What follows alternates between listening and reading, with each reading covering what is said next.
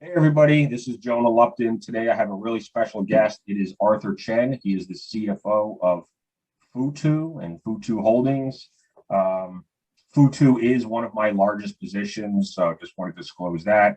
And then I also own some call options on Futu because I personally think the stock is really undervalued at current prices. And hopefully Arthur and I can kind of explain why that might be and why I think the stock is going so much higher in the next couple of years just because the fundamentals are so strong. And we all know that the Asian market is pretty large, and if Futu is able to capture that market, the future looks pretty bright for Futu. So, Arthur, thanks for joining us. Thank you for having me, Jonah. So, where would you like to begin? Why don't you just, assuming that someone listening or watching this doesn't know anything about Futu, maybe you can tell us a little bit about Futu and what you guys do and the types of customers that you serve. Sure, no problems. We are basically a financial technology company focusing on the retail brokerage. We primarily serve the mainland's retail individuals and also persons in Hong Kong, Singapore nowadays, covering the US as well, to trade in the equity markets. We primarily serve our clients in four markets nowadays, including the US stock market, Hong Kong market, Singapore market, and also people can trade the mainland Asia markets through Shanghai Hong Kong Connect in our brokerage house as well.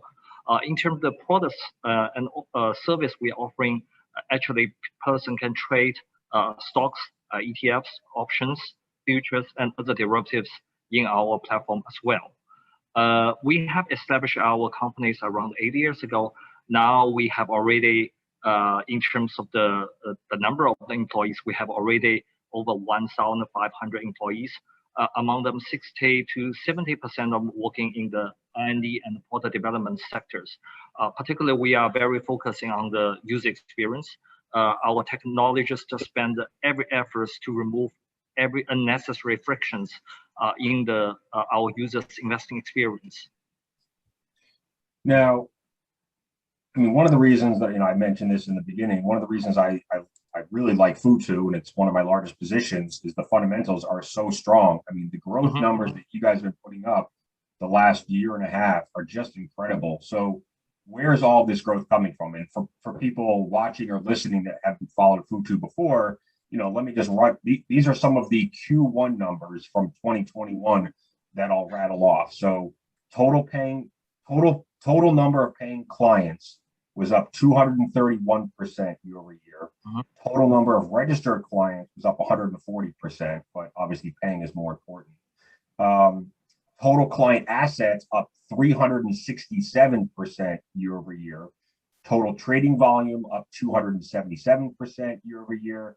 But this is where you get to the really good numbers, right? The actual financial numbers.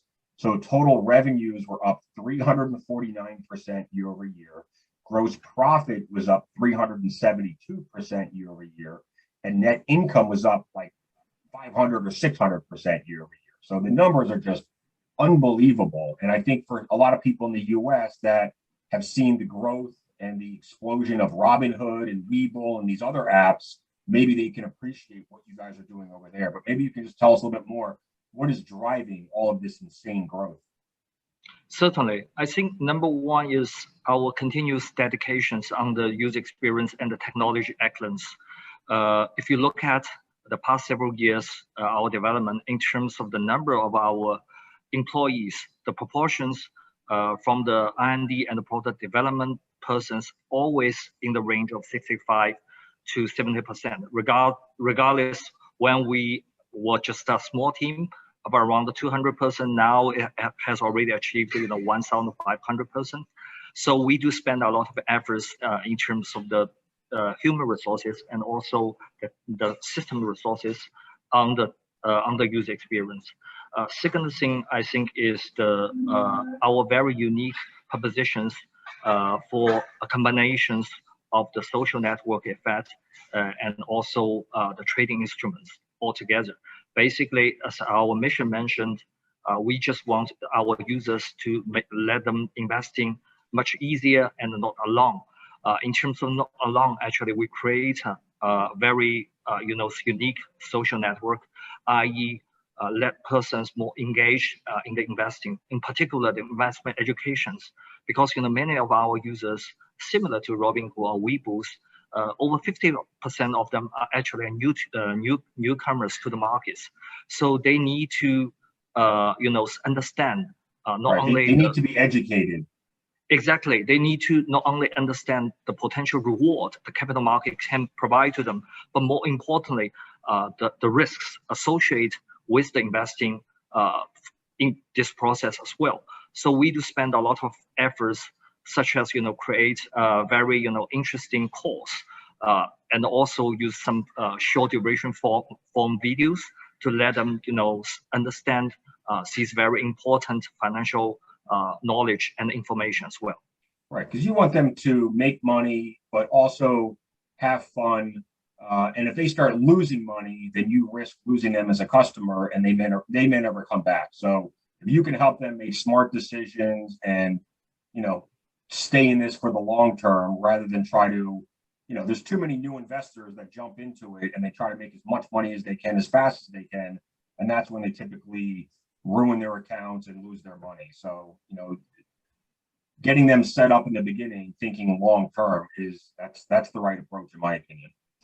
Yes, Sean, I think you're perfectly right. This is actually our philosophies.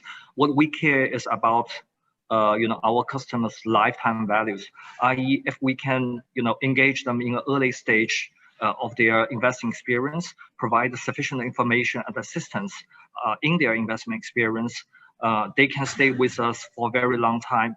So I think not only it is good reward for them, but also it's good reward for our shareholders as well. Now you have two main apps, right, or two main products. You have the Futu and you have Moomoo, correct? Correct. What's the big difference? Sure. Futu Boost actually is a product, primary, focusing on the users in the mainland China and also the Hong Kong. Moomoo is actually international versions of Futu Boost. So we launch our products in the US and in Singapore now in the form of Moomoo. Okay. When did you guys launch in Singapore? Because it looks like that's going to be a pretty big growth market for you. Yeah, I think we just have a very good news to share with you. Actually, we soft launched our Moomoo app products in Singapore in early February. We have already achieved 100K paying clients in the past 3 months. I think the some growth momentum is particularly strong in Singapore, and also in terms of the user engagement, we also find very interesting situation over there, i.e., more and more female investors and more younger generations, Generation Y and Generation Z persons have engaged in our platforms in Singapore. I do think such trend will be replicated in our business in the US as well. Because the average age of your customer is in the mid-30s, right? 35. 35. Okay. Okay. So you're attracting these customers through, is it influencers? Is it digital advertising? Is it word of mouth? Like how are you guys attracting so many new users to the platform? Sure. I think in terms of the client acquisition, roughly 50% to 55% actually come from the organic, i.e., the word of mouth.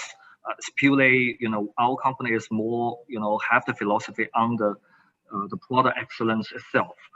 So this contributes roughly half of our new users.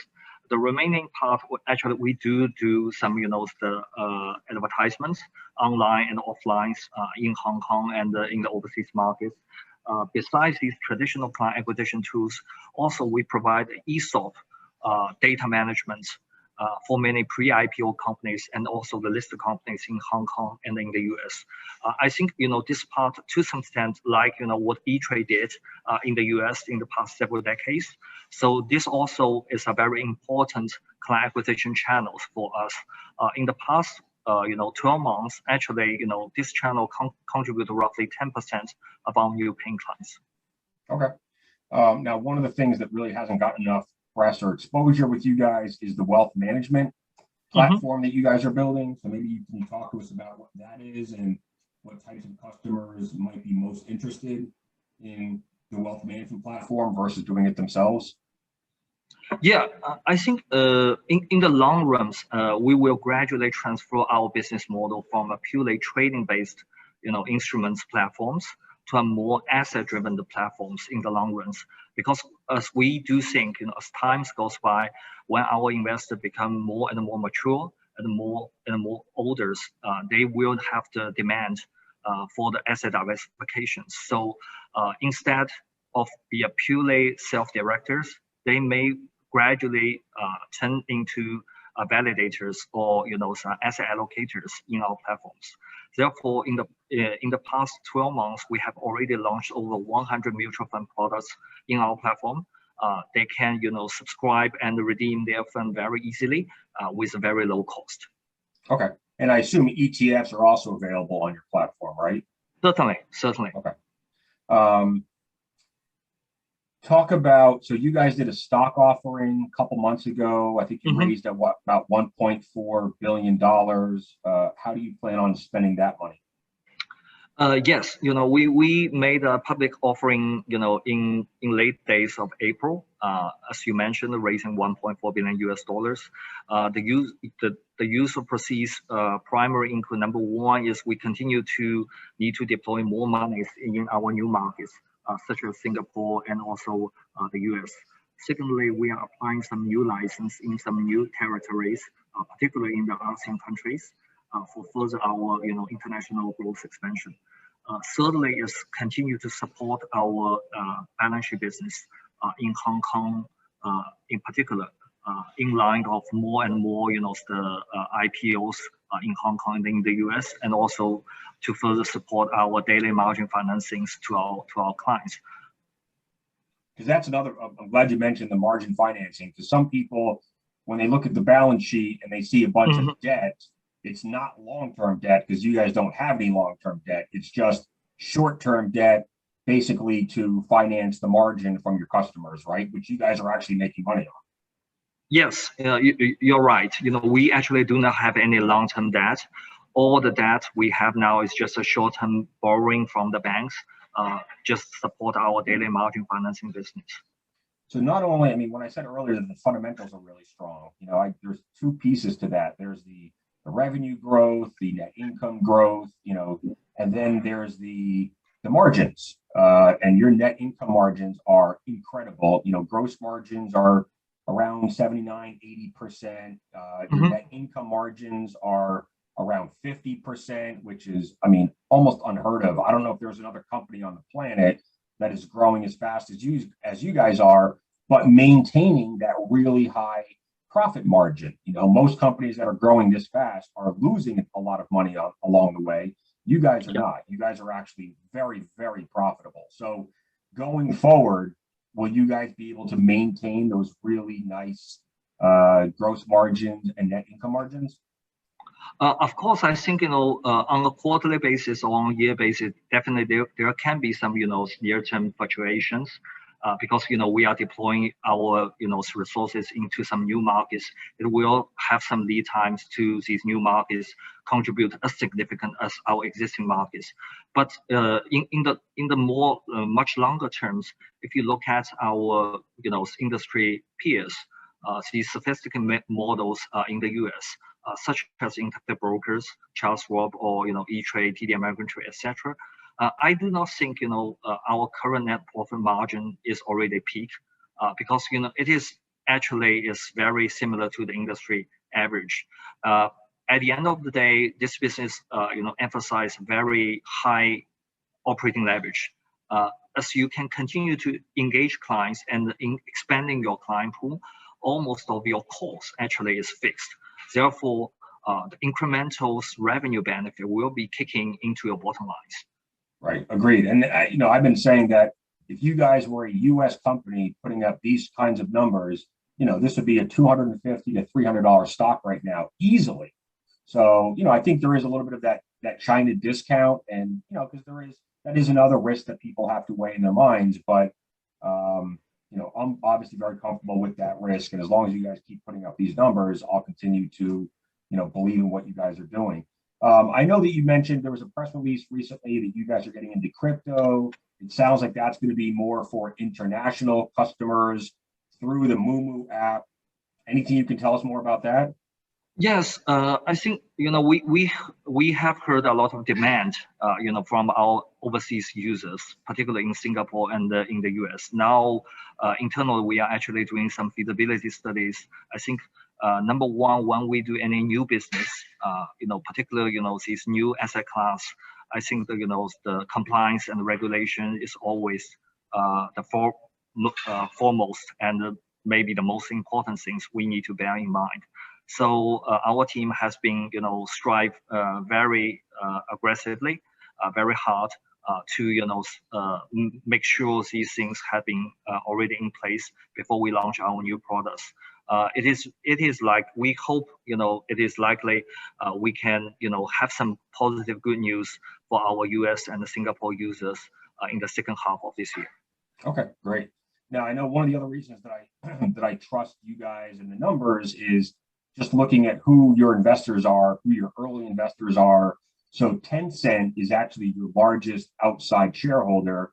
And then you also had some very well-known VCs, put in early money like Matrix and Sequoia and General Atlantic.